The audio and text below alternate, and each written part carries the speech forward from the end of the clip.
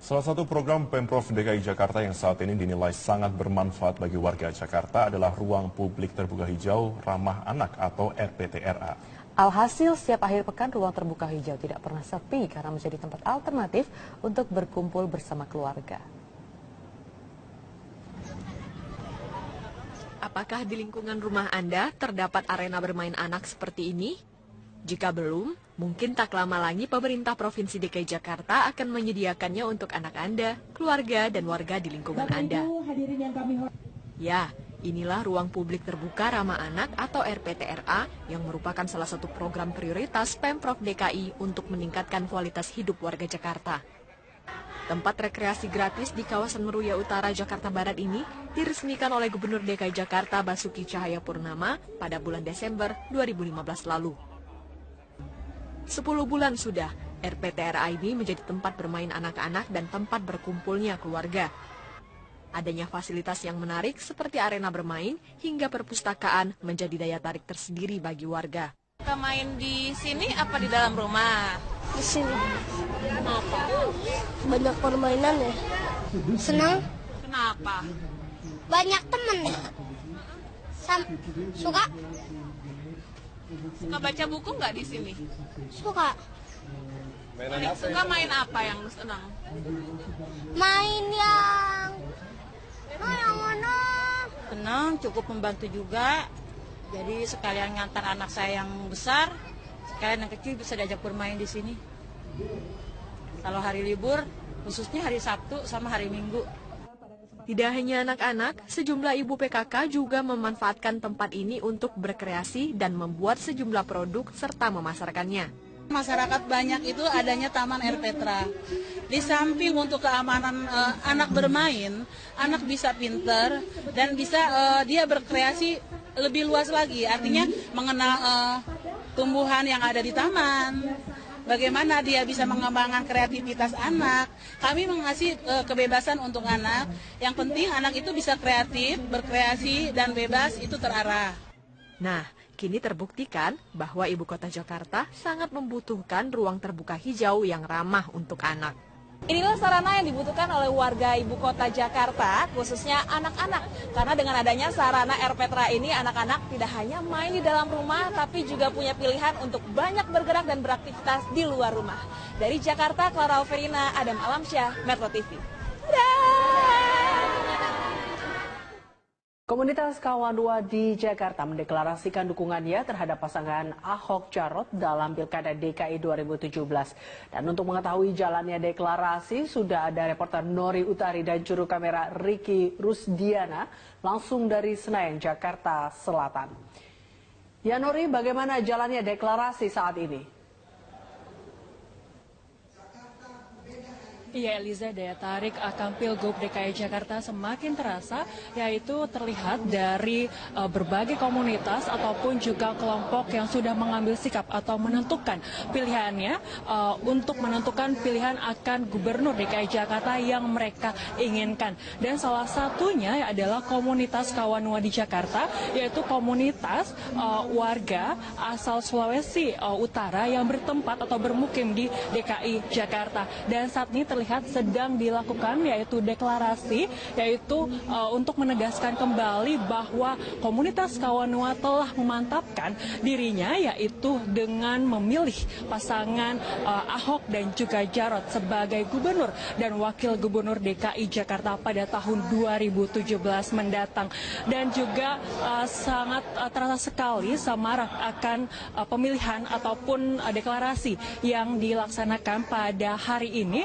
Selain melakukan deklarasi, komunitas Kawanua ini juga menampilkan yaitu berbagai kesenian dan juga tarian asal Sulawesi Utara, bahwa mereka walaupun berasal dari Sulawesi Utara, tapi mereka melihat kerja nyata dari seorang Ahok dan juga Jarot. Hal itu yang meyakinkan mereka untuk memilih Ahok dan Jarot kembali menduduki kursi Gubernur DKI Jakarta.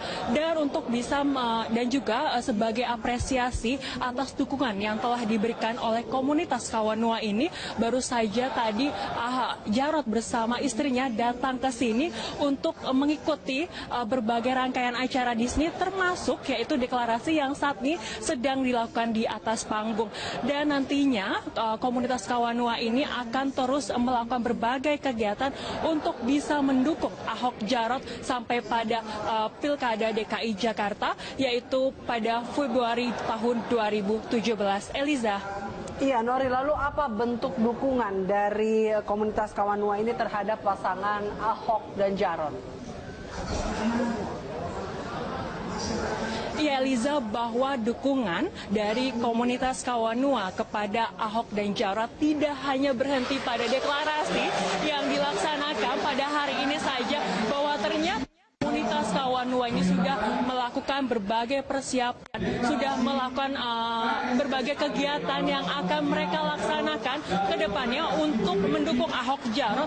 Di antaranya adalah mempromosikan Ahok Jarot melalui sosial media dan juga terus mensosialisasikan yaitu kepada para warga ataupun para orang-orang asal Sulawesi Utara yang sudah memiliki KTP DKI Jakarta untuk mendukung Ahok dan Jarot. Dan tentunya mereka juga mempunyai alasan yang sangat konkret mengapa mereka memilih Ahok dan Jarot, karena selama ini mereka menilai bahwa Ahok dan Jarot sudah melakukan kegiatan atau kerja nyata, salah satunya yaitu melakukan inovasi di berbagai sektor, diantaranya sektor kesehatan, pendidikan, dan juga pariwisata. Dan juga Ahok dan Jarot terlihat sudah memperbaiki birokrasi yang ada di DKI Jakarta, dan ini sangat terasa oleh warga DKI Jakarta.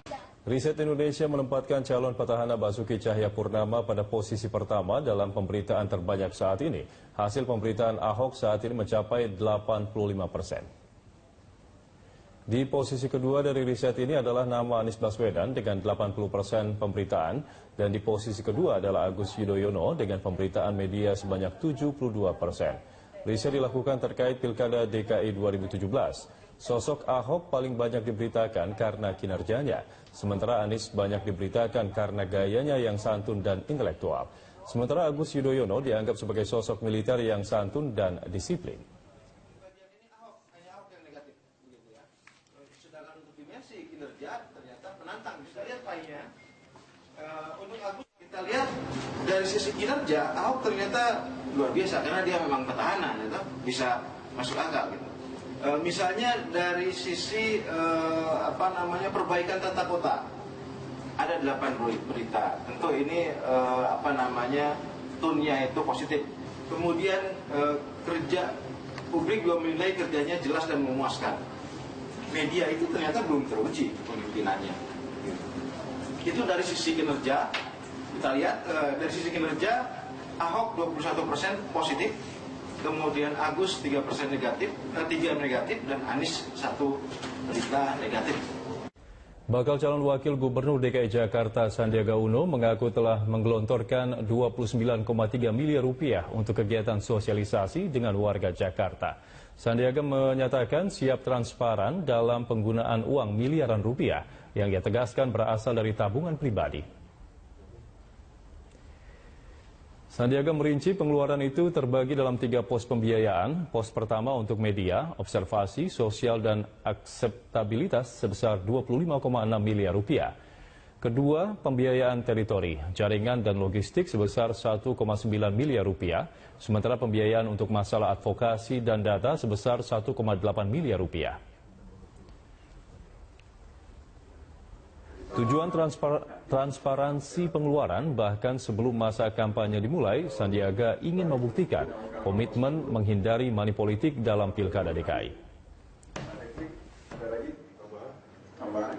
Kegiatan media, observasi, sosial, dan akseptabilitas. Kenapa saya lakukan ini? Karena ini merupakan pertama dalam sejarah kampanye atau sejarah sosialisasi sebelum pencalonan yang pernah terjadi di Indonesia, karena komitmen saya masuk di bidang politik ini untuk membawa sebuah perubahan, sebuah gerakan untuk memberikan wacana baru bahwa penyelenggaraan demokrasi kita haruslah lebih transparan, haruslah tidak syarat birokrasi, dan harus ringkas dan efisien untuk memberikan nuansa baru dalam demokrasi. Gubernur DKI Jakarta Basuki Cahayapurnama bersama wakilnya Jarod Saiful Hidayat bertemu dengan Presiden ketiga Republik Indonesia B.J. Habibie. Pertemuan berlangsung pada Rabu 12 Oktober pada malam hari. Menurut Ahok, pertemuannya dengan Habibie dalam rangka silaturahmi sebelum mantan Menristek di era Orde Baru ini pergi ke Jerman. Ahok menyatakan pada pertemuan ini dirinya dan Jarod hanya meminta nasihat mengenai pembangunan di Jakarta.